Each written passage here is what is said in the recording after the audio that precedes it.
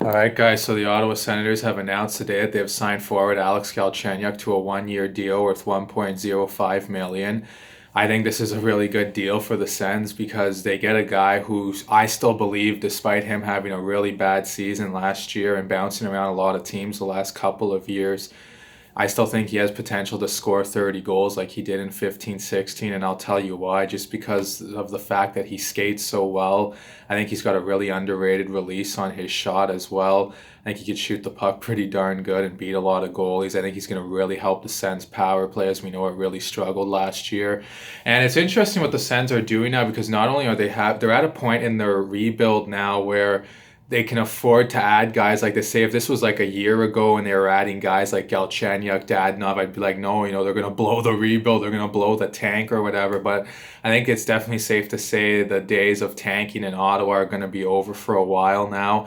They look like they're starting to come around and starting to get some players here, and they're going to actually try and make a push for the playoffs this year. Now, whether or not they're going to make the playoffs is a different topic for another day. But getting back to Galchenyuk, I mean, it's a really low risk signing too, because if it doesn't work out and say he plays like how he did last year, I mean, for the Sens, you don't really lose a lot. This isn't a guy you had to trade for and give up an asset for. He's on a cheap one-year deal, so if it doesn't work out, it doesn't work out.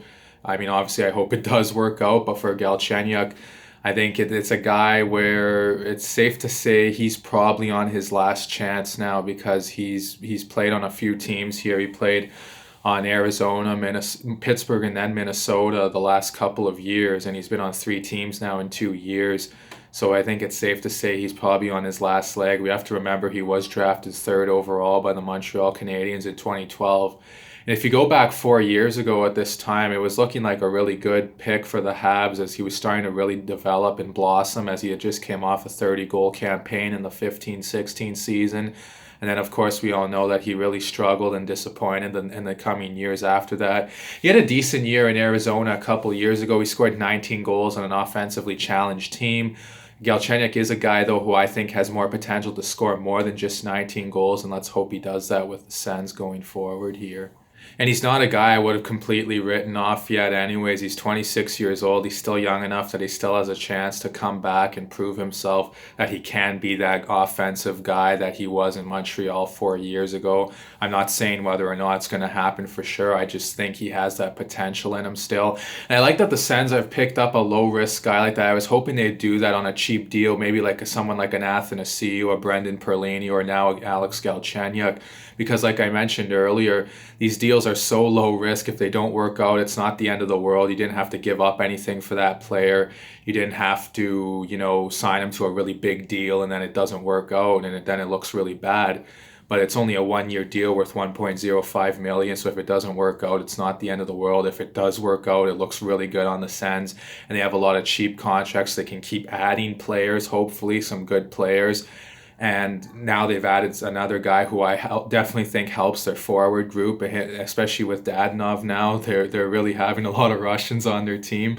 So that's pretty interesting for a team that was really avoiding Russians these last number of years. But now the Ottawa Senators attack looks a lot more dangerous than it did last year. They had a lot of guys who were, playing out of their wheelhouse, let's say. There was a lot of guys that were like probably third line players playing in the top six on their second and first lines.